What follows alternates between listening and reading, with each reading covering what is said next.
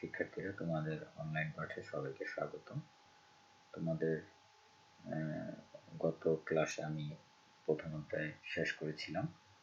আজকে আমরা দ্বিতীয় অধ্যায় নিয়ে আলোচনা করব। তো তোমাদের সবাইকে শুভেচ্ছা জানিয়ে আজকের ক্লাস শুরু করছি। সেক্ষেত্রে তোমরা এখানে দুটি চিত্র দেখতে পাচ্ছ। তো চিত্রগুলো কিসের তোমরা কি বলতে পারবে? হ্যাঁ শিক্ষার্থীরা, তোমরা ঠিকই বলেছ। প্রথম চিত্রটি হচ্ছে ডিনার সেট এবং দ্বিতীয় চিত্রটি হচ্ছে কাপলেট সেট। এখানে আরো দুটি চিত্র তোমরা দেখতেছ। প্রথম চিত্রটি হচ্ছে গহনার সেট এবং দ্বিতীয় যে চিত্রটি সেটা হচ্ছে একটি মোবাইল সেট। তো আশা করি শিক্ষার্থীরা তোমরা বুঝতে পেরেছো আজকে আমাদের পাঠের বিষয় কি। তো আমাদের আজকের পাঠের বিষয় হচ্ছে সেট। তো তোমাদের দ্বিতীয় অধ্যায়ে যে সেট ও ফাংশন, সেখান থেকে আজকে আমি সেট নিয়ে আলোচনা করব। তোমরা একটু মনোযোগ সহকারে ক্লাসটা দেখবে এবং শুনবে, তাহলে অবশ্যই তোমরা ক্লাসটা ভালোভাবে বুঝতে পারবে। তো শিক্ষার্থীরা, তোমাদের সেট কি তোমরা কি জানো বা বলতে পারবে সেট কাকে বলে? ঠিক আছে, আমি বলে দিচ্ছি, তোমরা খাতা কলম নিয়ে লিখে নাও। তো সেট বলতে বোঝায় যে বাস্তব বা চিন্তা জগতের বস্তু যে সুনির্ধারিত সমাবেশ বা সংগ্রহ, তাকেই সেট বলে। তো যেমন দেখো, এখানে ক খ গ তিনটি বর্ণের সেট। সেটটাকে আমরা কিভাবে লিখেছি? ক কমা খ কমা গ, এবং সেকেন্ড ব্র্যাকেট দিয়ে দুই পাশে আটকে দিয়েছি। তো আশা করি সেট কাকে বলে বুঝতে পেরেছ। এখন আমরা সেটের বিভিন্ন প্রতীক সম্পর্কে আলোচনা করব এবং দেখব যে সেটের প্রতীকগুলো আসলে কি রকম। এখানে আমরা একটা চিহ্ন বা প্রতীক দেখতে পাচ্ছি। এটাকে তোমরা কি জানো কি বলে? হ্যাঁ শিক্ষার্থীরা, এটা হচ্ছে ফাঁকা সেট। তো ফাঁকা সেট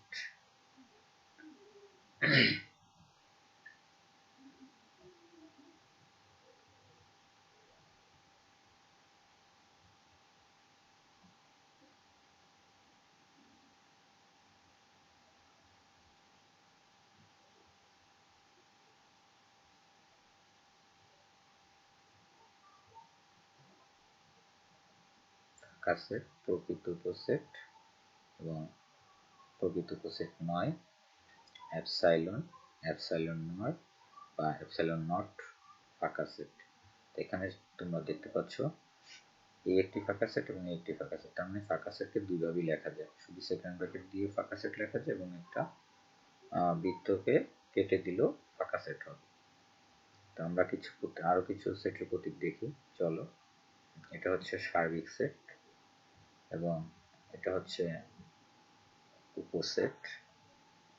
এটা হচ্ছে উপসেট নয়, মানে এই উপসেটটাকে যখন কেটে দিলাম তার মানে কি উপসেট নয়। এটা হচ্ছে শক্তি সেট, এটা হচ্ছে পূরক সেট। তো আমরা আরো দুটো প্রতীক দেখতে পাচ্ছি এখানে। প্রথম প্রতীকটি হচ্ছে ইউনিয়ন বা কাপ বা সংযোগ সেট। দ্বিতীয় চিত্রটি হচ্ছে ইন্টারসেকশন বা ক্যাপ এবং সেট সেট। তো শিক্ষার্থীরা, আশা করি সেটের প্রতীকগুলো সম্পর্কে তোমাদের ধারণা হয়েছে। তো আমরা এখন দেখব সেটের বিভিন্ন প্রকার সেটের যে কাজ, যে আমরা সেটের প্রতীকগুলো দেখলাম সেই সেটের কাজ। দেখো এখানে দুটি সেট রয়েছে, একটা এ সেট একটা বি সেট। তো এ সেটের কতগুলো উপাদান আছে দেখো, ডি আছে, এ আছে, ই আছে। বি সেটের উপাদান তিনটি, সি বি ডি। এটাকে আমরা সংযোগ করব, মানে সংযোগ সেট। এই সংযোগ সেটের মাধ্যমে আমরা দেখি কাজটা কিভাবে করা যায়। এবং এই পাশে তোমরা আরেকটি চিত্র দেখতে পাচ্ছ। এখানে এ একটি সেট, বি একটি সেট, দুটি সেটের মাঝে আমরা সেট সেট নির্ণয় করব। এই চিহ্নটাকে আমরা জানি সেট সেট বলা হয়। তো দেখি এখানে আমরা কিভাবে দুটি সেট নির্ণয় করতে পারি। দেখো এখানে সংযোগ সেট আমরা একটা কাপের সাথে তুলনা করেছি। দেখো কাপটা যদি আমরা রাখি, এই কাপের মধ্যে ইচ্ছা করলে আমরা অনেক কিছু রাখতে পারি, ঠিক না? মানে কোনো কিছু পড়ে যাবে না। এখানে ইচ্ছে মতো আমরা যতটুকু ধরে ততটুকুই আমরা এখানে রাখতে পারবো। তো দেখি আসলে কি কথা কি ঠিক আছে কিনা বা আমার কথার সাথে মিলে কিনা। দেখো এখানে কাপের মধ্যে প্রথম যে এ সেটের উপাদান এ ডি ই তিনটা উপাদানই রাখছি। একইভাবে এখানে সি উপাদানটা আছে, বি উপাদানটাও রাখা গেল। তার মানে যখন আমরা এই দুটি উপাদানের সংযোগ করে দিলাম এ সেট এবং বি সেট, মানে দেখো A B C D E সবই আসছে। তো ডি যেহেতু এখানে আমার একবার নিয়েছি, দ্বিতীয়বার ডি নেওয়ার আমার প্রয়োজন নেই। তো আশা করি বুঝতে পেরেছো সংযোগ সেটে আসলে কি হবে। সেট দেখো এখানে সেটে এ সেটের মধ্যে এ সি ডি তিনটা উপাদান এবং বি সেটের মধ্যে বি ই ডি এই তিনটা উপাদান। তো আমরা দেখি এই তিনটা উপাদানকে যখন আমরা সেট দ্বারা প্রকাশ করব তখন কি হয়। দেখো এখানে এ মানে থাকলো না কাপের মধ্যে, দেখো পড়ে গেল, কিন্তু কারণ কি কাপটা উপর করা, হ্যাঁ মানে ক্যাপের মতো টুপির মতো, যার কারণে পড়ে গেল। আচ্ছা দেখি সি কি অবস্থা, হ্যাঁ সিও পড়ে গেল, সিও থাকলো না। আচ্ছা দেখি ডি, দেখো ডি দুটো ডি এর মধ্যে একটা ডি থাকলো আর একটা ডি পড়ে গেল। আচ্ছা বিই তারাও পড়ে গেল। তার মানে আমরা কি বুঝলাম যে এ সেট এবং বি সেটের মধ্যে যেই উপাদান দুটোর মিল আছে, এখানেও এ ডি ছিল, এখানেও বি সেটও ডি ছিল, তো দুটো ডি এর মধ্যে একটা ডি আমরা নিলাম। তার মানে সেট যখন আমরা নির্ণয় করব, যেই দুটো সেটের মধ্যে যে উপাদানগুলো মিল থাকবে সেটাই আমার রেজাল্ট হবে। আশা করি তোমরা বুঝতে পেরেছো সেট দ্বারা কিভাবে নির্ণয় করতে হবে। তো আমরা নেক্সট দেখি পরবর্তীতে কি আছে। তো আমাদের পরবর্তীতে দেখা যাচ্ছে এখানে বিয়োগ বা অন্তর সেট, মানে এর কাছ থেকে বি বাদ দেব। তো আমরা এর এখানে কিছু উপাদান দেখতেছি 1 2 4 6, একইভাবে বি এর কিছু উপাদান 1 2 5 7।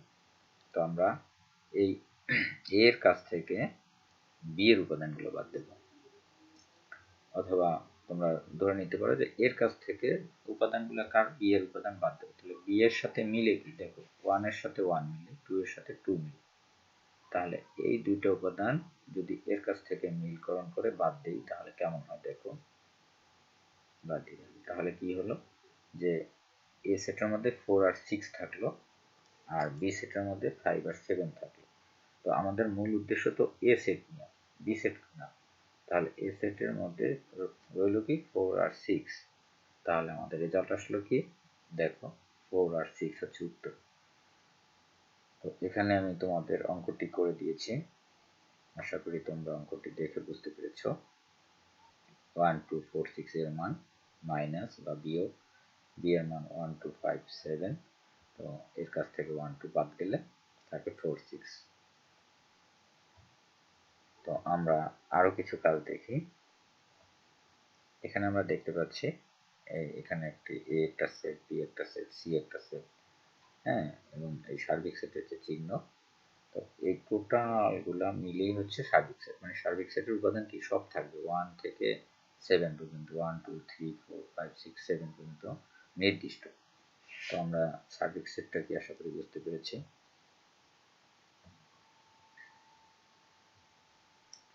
আমরা এখানে আরেকটি সেট দেখতে পাচ্ছি পূরক সেট। দেখো এখানে যে সার্বিক সেট, এই সার্বিক সেটের মান হচ্ছে 1 2 3 4 5 6 7, এবং এ যে আমার সেট একটা, এ সেটের উপাদান হচ্ছে 1 3 4 5 7। তো আমরা এই পূরক সেট কিভাবে নির্ণয় করব দেখো। পূরক সেট এ পূরক, এই পূরকের জন্য কি লিখলাম, সমান চিহ্ন দিলাম, সার্বিক সেট লিখলাম, মাইনাস লিখলাম, এ লিখলাম। তার মানে হচ্ছে এই পূরক চিহ্নটার জন্য আমরা কি করব, এই সার্বিক সেট লিখব এবং মাইনাস লিখব, আর বাকি যে এ যে সেট সেটা লিখব।